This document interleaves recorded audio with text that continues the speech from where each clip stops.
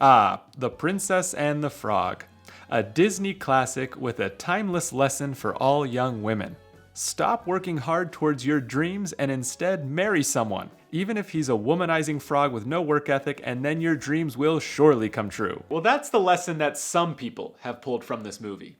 And after doing a little snooping around the internet, I found that many people came to some very different conclusions about what the real lesson behind Disney's The Princess and the Frog is. I see Disney animation studios, like Pixar, when they're at their best, as the modern myth holders. And The Princess and the Frog is, I believe, Disney on top of its game.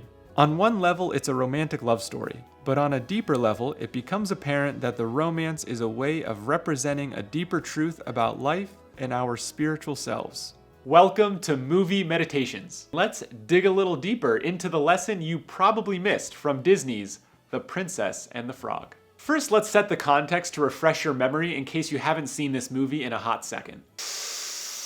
Tiana is a hardworking young woman burning the candle at both ends to save up enough money to buy a building that she wants to turn into a restaurant. Why? Because opening a restaurant in New Orleans was the dream of her late father, and now her sole focus in life is bringing that dream to fruition.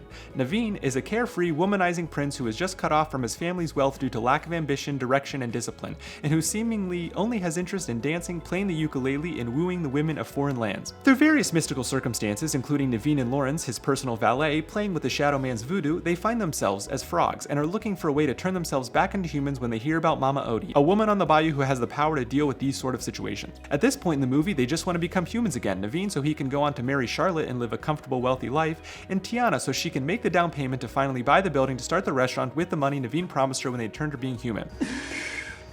Okay, one thing I wanted to point out here is that good stories that have any sort of internal character development can be described as simply as saying a character goes on an adventure to find what they want, but in the end finds what they need. And when I say need, I don't mean in the sense of a physical need for survival, but in a sense of spiritual growth. In the classic number, Dig a Little Deeper, Mama Odie lets them know that what they want isn't really what they need.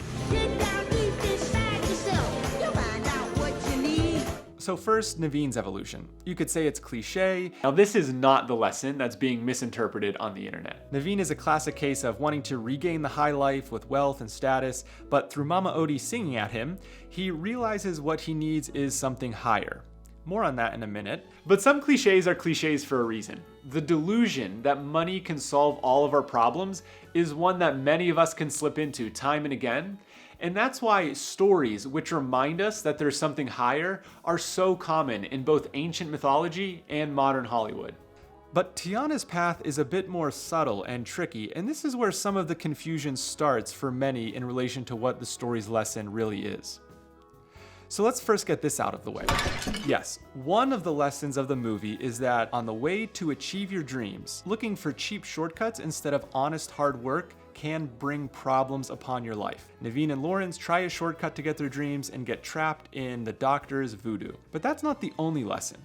If it were, Mama Odie would have just pat Tiana on the back and said, "You got it, girl. You understand how the world works. Just keep your head down and keep on working." So we have to look into why Mama Odie was telling Tiana to dig deeper. You's a hard one. That's what I heard. Well, on one level, it was a very noble dream of Tiana's to open the restaurant that her late father always wanted to open for himself. And it was noble to spend all her time and energy and resources towards that goal. And there's not anything inherently wrong with that dream in and of itself. But the illusion that Mama Odie is trying to remove from Tiana's vision is that her father's life was lacking because he didn't achieve this desire of opening a restaurant. And that just by working hard herself, she would make all of his hard work worth it and fill that emotional or spiritual lack that she feels. I gotta make sure all Daddy's hard work means something. She believes that opening this restaurant is the ultimate thing that will move her internal state from feeling almost there to having arrived. This seed feeling of lack is the same feeling that the Shadow Man is playing on at the end of the movie when he tries to convince her that her dad's work was all for naught if she didn't achieve that dream. You're almost there. And it's a convincing story, but in reality, Tiana's dad did not feel this lack because he had wisdom. He had the wisdom to know that achieving this dream or not, opening a restaurant or not, is small stuff. He knew what was most important. Just promise your daddy one thing, that you'll never, ever lose sight of what's really important. When Tiana remembers this, she stops Naveen from going forth with a plan of marrying Charlotte so that she could open up her restaurant, and instead declares her love for him. Now this is really where I see a lot of the confusion coming in about what the real lesson behind this movie is. What is that most important ingredient? Does this mean that a romantic relationship is the most important thing? Is that what Tiana forgot, that she just needed to have a romance, needed to get married? Is that why her dad is looking at his wife when he says this? Especially in these movies for kids, certain things need to be displayed in a way that's visible and tangible and easy to grasp.